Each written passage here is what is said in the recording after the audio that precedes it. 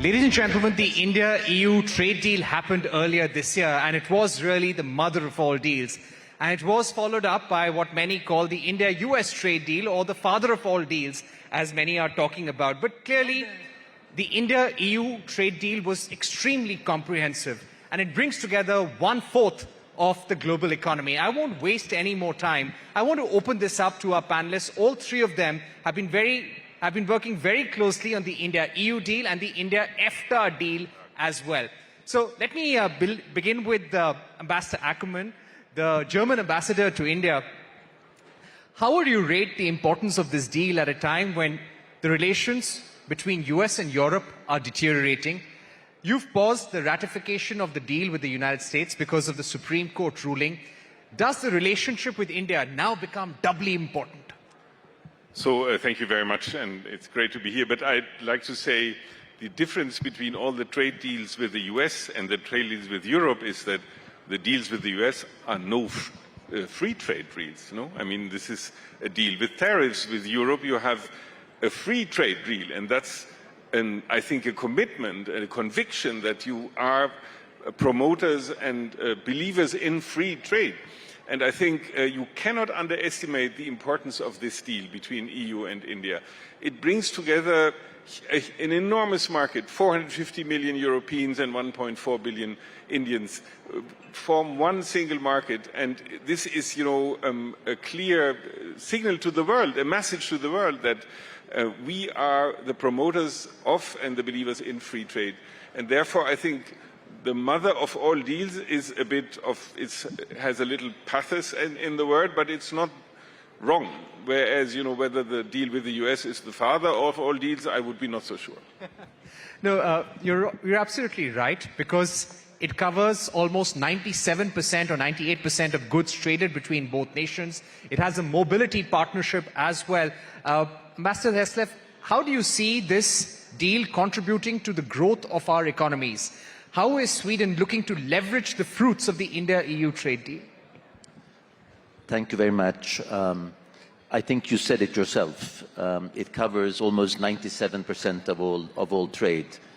But we should not only see it as a trade agreement, even though we call it the FTA, because it's a signal when it comes to investments. It's a signal when it comes to engaging with one another. It's a signal to develop together, not only make in India, but make with India, make with Europe. So that's let's say the broader signal, and that's actually the growth signal if we look ahead. And for those who are not yet in Europe or not yet in India, maybe the barriers were too high. Maybe the entrance ticket was too expensive in the past. With the free trade agreement, with what it brings, you lower those barriers, and I think that's where we will see the big growth and the big change. SMEs, middle-sized companies, those are the ones that create the jobs. Those are the ones that create the growth. And we will see it in India, we will for sure see it in Sweden. Right. Ladies and gentlemen, while the India-EU free trade agreement will get ratified formally and will be off the block by sometime next year, because it will go through a period of legal scrubbing, then the text has to be converted in all EU languages, it has to be approved by the EU Parliament, so it is still a long process off. But the EFTA has already happened, it's operational. Ambassador Stener, could you give us a sense of how this is benefiting Norway and India right now, and what is the kind of uptick in trade between India and EFTA regions that you see? Well, that's right. The Trade and Economic Partnership Agreement between the EFTA countries and India entered into force 1st October last year.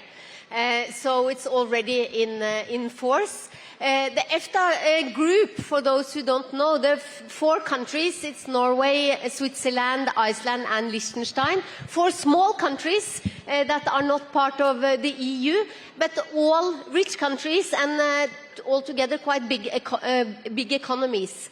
And for Norway, this Trade and Economic Partnership Agreement is a milestone in the relationship to India, for sure.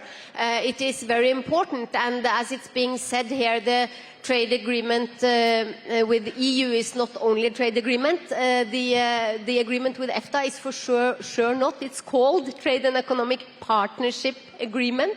It also has a commitment from the EFTA countries to promote investments. So this is very important to us. Let me also say, though, I'm sitting here with my German and Swedish colleague. Sweden is our neighboring country, and Germany is the biggest market that Norway is exporting to. 66% of the Norwegian export is going to the EU. And therefore, I also think that the EU FTA with India is important for Norway, because a lot of the things that we are selling to other countries outside Europe, they're being designed in Norway and then produced in maybe another European country, maybe in Sweden, maybe in Germany. And therefore also this it will be a bigger ecosystem that will work very well together, and I also think will benefit the Indian economy. All right, thank you for those opening remarks, Ambassador.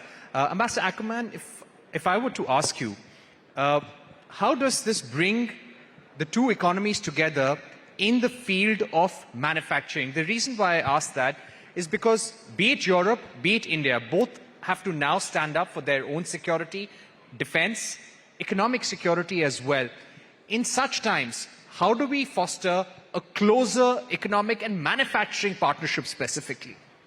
So I think these are two elements to your question. One is the question of, will India grow in its manufacturing capacities for, delivering to Europe, for example? And I'm, as Jan said, convinced that this FTA will be a booster for investment, for FTA in India. I'll tell you one example. The Indo-German Chamber of Commerce had an online seminar on what the FTA would mean for companies in Germany. And we had 1,800 companies signing in for this webinar as we speak, and that's an enormous amount of companies being interested in coming into it. So I think manufacturing, you will see that once this thing is ratified next year, by the end of this year maybe even, we'll have a growth of FDI in India. Now, your second part is defense and security, and as you are aware, the EU has also agreed upon with India on a security roadmap and a security partnership. And I think in our countries, respective countries, we are all very interested in setting up a meaningful defense partnership with India that includes production, that includes manufacturing for German, Swedish, European defense interests. We still hope that this country to my right will join the European Union one day, so I cannot speak for Norway here, but one day hopefully I can. But with Sweden and Germany and France and Italy, I think India as a security hub for production is growingly interesting for us. Right. If I may ask a follow-up question, Ambassador, and that would be about our defense relationship. We've had a close defense relationship in the past, but we see that the submarine deal between ThyssenKrupp and MDL is in final stages. If that were to happen, how will this probably solidify or strengthen our defense partnership for the future? So I think the submarine deal is, I'm very confident that in the coming weeks we'll see some movement on that side. This will be a game changer for our bilateral security cooperation. And you'll see here again that parts of this production, of course, will take place in India, the biggest part, the larger part. And that means that, ThyssenKrupp will set up shop here in India. MDL, its venture partner in Mumbai, will produce. And I think that's a wonderful example how, India and European countries can join hands and come up with a product that is to the use of all of us. Right.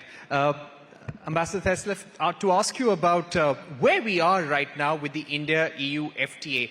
Has the legal scrubbing begun? By when do you expect the first draft to be circulated among EU nations? I know that the legal scrub has started. the prospect for that, the time prospect, because it's not only done on the European side, it's done on the Indian side.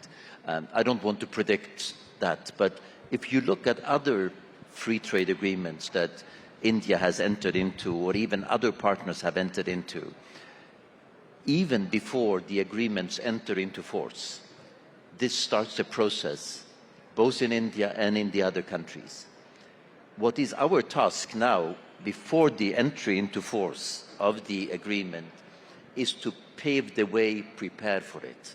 We have to sell this agreement internally in Europe, internally in India. Explain what are the benefits, what is changing, how can you access a market that was inaccessible before. I know for the SMEs, the EU is setting up focal points, both in Brussels but also in India, to see how one can facilitate that process. In the case of my country, and I'm sure it's the case of others also, we will also have campaigns. In Sweden we call it Time for India, and in India we'll call it Time for Sweden. But it's really, this is not a waste of time. This is actually the run-up to the entry into force, and we should make the most out of it, and we will.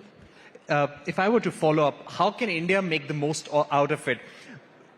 Over the last 1 year, there have been a number of reforms, bringing down the GST rates to 2.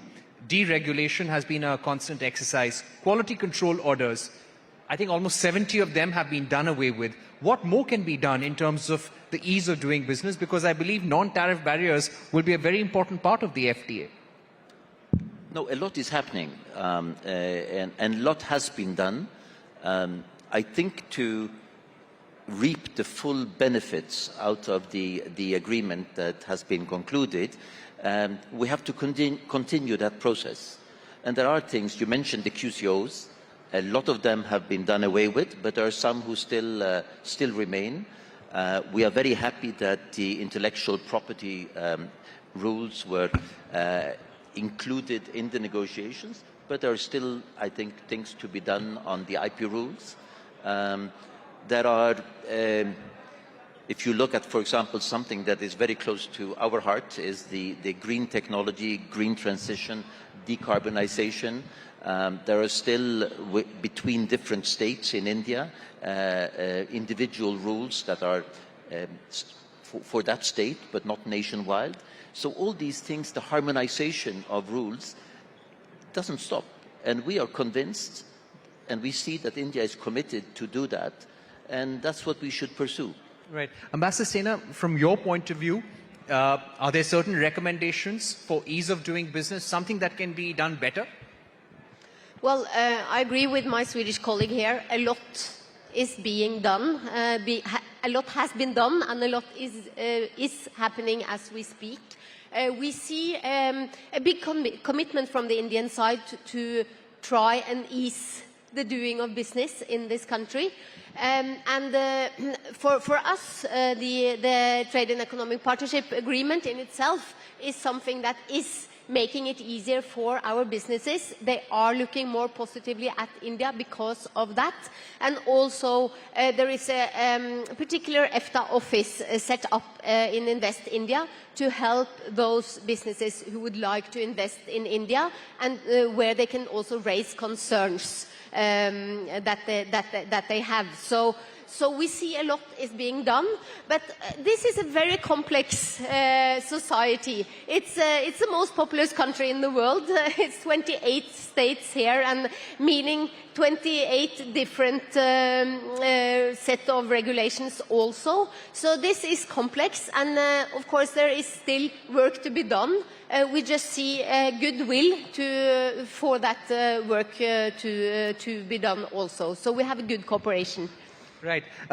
If I were to ask you about mobility, mobility is going to be a big part of the India-UK FTA, India-EU FTA, and with Norway as well. How do you see the requirement of high technology professionals in Norway increasing in the coming years, and what is the opportunity for Indian professionals there? Well, there are a lot of opportunities, and in the last 10-15 years there has been a lot of Indians coming to Norway. Norway is still a very small country compared to India and also compared to other European countries. But we have about 20,000 Indian professionals in Norway now, and in relation to our population, it's quite a lot. They are very active in the tech business, in the service industries, and we also see the TEPA is helping in this way. It's helping for more focus. We also have Norwegian tech companies. The biggest Norwegian banks, they have big operations in India, so they also employ Indian professionals here in India. And this is definitely easing up, and it's happening also as we speak. All right, I'll just take the final set of questions. Ambassador Ackerman, when it comes to the automobile industry, how satisfied are you with the kind of tariff arrangements that have been arrived at? German companies, European car makers, Volvo, they've been around in India for decades. But do you feel that you'll get more market access now? Yes, I think for us, the automotive chapter in the FTA is a good chapter, and I think it will lead to more investment also by the German car makers here in India. You know, all the big car makers are here, and they produce their cars, and I think they see an enormous potential for their upper echelon, high quality cars here in India, and the FTA will, for us, be a huge step forward in that direction. All right, we've completely run out of time, but I'd like to thank Ambassador Teslev, Ambassador Ackerman, and Ambassador Steiner for being with us here on this panel on the India-EU Free Trade Agreement. This is a momentous year for India-EU relations, and let's hope this FTA gets ratified fast and we're able to enjoy the fruits of this agreement.